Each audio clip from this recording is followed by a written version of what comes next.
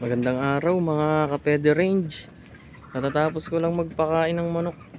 Sasagutin lang natin yung katanungan sa video natin kung paano tayo nagpe-ferment ng Madre de Agua. Tapos ko lang magpakain. Kung ano yung mixture ko sa mga video ko, yung pa rin yung pinapakain ko. Mga busog na yan.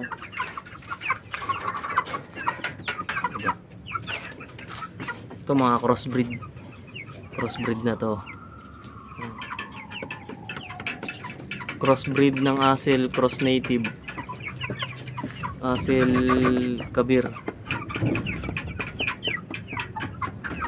Ito mga kabir to. Yan ang tangkad niya, no? Grabe yan, 2 months pa lang yan. Ito rin, kasabay nito yan, kapatid yan. Pasok tayo sa loob. Sagutin natin yung tanong sa video kong in-upload kung paano ako nagpe-ferment ng Madre de Agua. Ayun.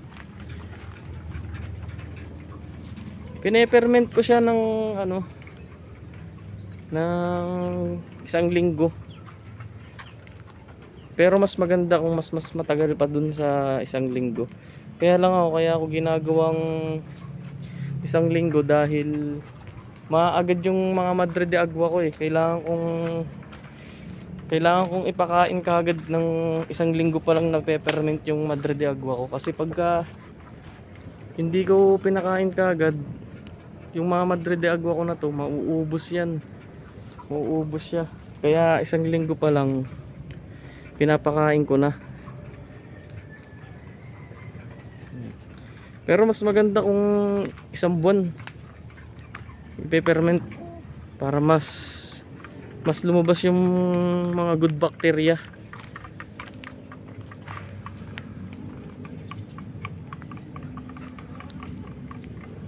Tsaka yun ang pamamaraan ko. Sa iba, ewan ko kung paano ginagawa nila, kung paano sila mag-ferment ng mga pine-ferment nilang pagkain para sa mga manok nila. Yung iba nilalagyan ng Yakult para magkaroon na agad ng good bacteria. Ako hindi na ako naglalagay nun. Ang nilalagay ko lang molasses lang talaga. Molasses lang, wala na akong hinahalong iba kundi yun lang. Hindi ko na hinahaluan ng asin. Yung tubig, yung iba kasi hinahaluan nila yun eh. Yung molasses na yun, yun naman yung magiging pagkain ng mga good bacteria ang mabubuhay dun sa pine-ferment natin. Kumbaga yun ang kakainin nila, yung molasses na yun. Kung successful ang pag-peppermint nyo ng Madre de Agua, ang makikita nyong amag dun ay kulay puti dapat. Yun. Pero kung ang naging amag niya ay itim, ay nagkaroon kayo ng problema dun, na-contaminate yun, sira yung pag-peppermint nyo na yun. Huwag nyo nang ipapakain yun sa mga alaga nyo dahil yun, bulok yun, hindi yun tama na pag-peppermint. Dapat kulay puti siya. Kulay puting amag. At saka kung magpapakain kayo nun, dapat sa ibabaw lang. Huwag nyong hahalukayin. Kung ano lang nasa ibabaw, yun lang kukunin nyo. Kasama yung mga amag. Yun kasi yung probiotics nun, yung mga good bacteria nandun.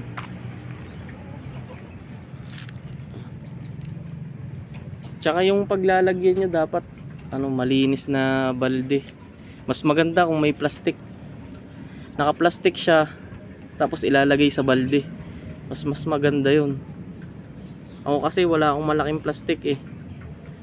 Lang yung drum kong maliit lang yung pinaglalagyan ko. At saka dapat malinis, hindi marumi. At saka yung kamay nyo, dapat pagka kukuha kayo, siguraduhin yung malinis. Mas maganda kung naka-plastic yung kamay nyo. Kasi madaling mamatay yung mga good bacteria eh. Kapag madumi yung kamay natin at hinawak natin sa pinerment natin, mamamatay yung mga good bacteria kung madumi yung kamay natin. Kaya mas maganda kung naka-plastic pa yung kamay nyo bago kayo manguha.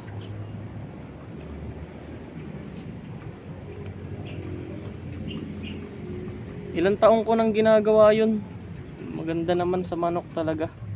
Kasi pag pine-ferment natin, mas lumalabas yung vitamins, yung kung anong nutrients na makukuha nila sa Madre de Agua o kahit sa anong pine-ferment nyo para ipapatuka nyo sa manok nyo.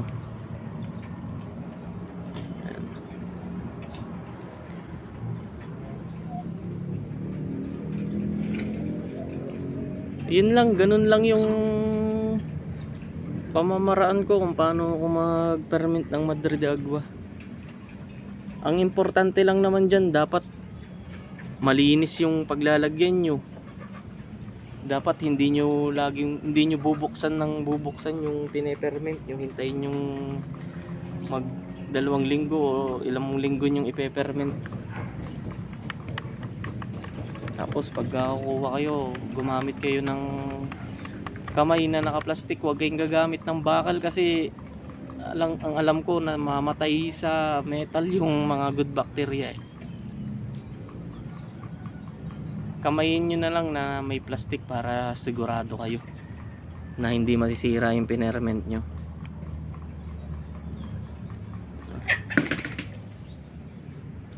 Yun, nag-meet sila.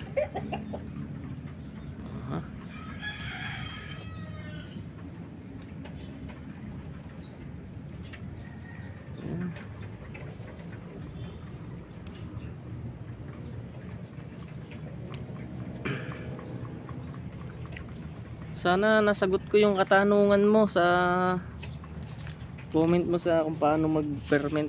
Marami namang nagtuturo diyang video kung paano mag-ferment ng Madre de Agua, kung paano o ano pa mang pine-ferment. Kumuha ka lang ng idea sa iba rin. Yung sa akin kasi yun na talaga yung ginagawa ko noon pa man.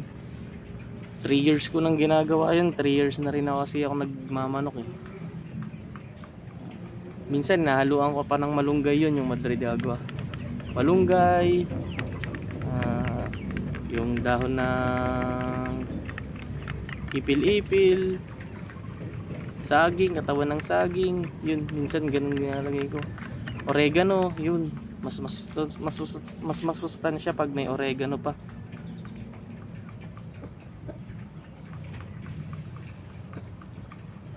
At saka napakalaking tipid talaga pag may ganun tayong panghalo sa patuka natin. Kahit na meron pa rin tayong pinapakain na feeds. 50% ganun ginagawa ko, 50% commercial feeds, 50% fermented Madre de Agua. Ngayon di ako nakakapag-ferment kasi summer ngayon eh. Mahirap magpalago ng Madre de Agua kaya hindi ako nagpe-ferment. Kumukuha na lang ako ng mga dahon-dahon na kung ilan kilo ang gagamitin ko. Ayan nga oh, tagal nga tumubo niya yan. Nakaraan ko pa kinuha na yan pero hanggang ngayon kalbo. Diba? Summer kasi ngayon eh. Pero kung tag-ulan yan, ayan, maganda mag-ferment kasi mabilis lang tumubo.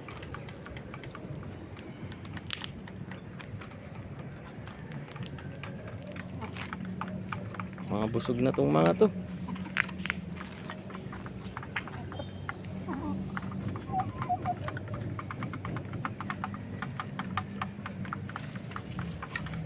Siguro kung hindi ako nagbebenta ng sisiw noon pa man, napakarami ko ng manok dito kaso nagbebenta talaga ako pambawi man sa pinapakain ko.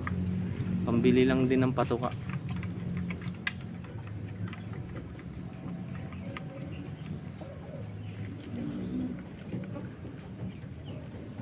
Pero ngayon di na tayo magbebenta. Kailangan natin magparami ng mga breeder. Tsaka pag may nakita pa tayong parawakan, kukuha tayo para ipangkokros natin dito sa mga kabir. Kasi pinaghahandaan ko yung bibili sa akin ng kakarnihing manok eh. Ang kailangan nila 150 kilos. Kung ganito pa lang ang karami ang mga breeder ko eh, hindi natin kakayanin yun.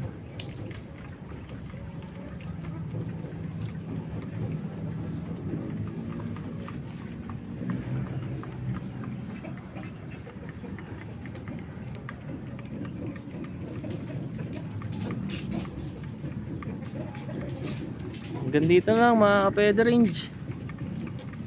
Kung nagustuhan nyo yung topic natin ngayon, baka pwedeng palike naman. At tapos sa mga bago pa lang dito sa channel ko, baka pwedeng pa-subscribe naman itong channel ko para updated kayo sa mga video ina-upload ko. Hanggang dito na lang mga kapeda range.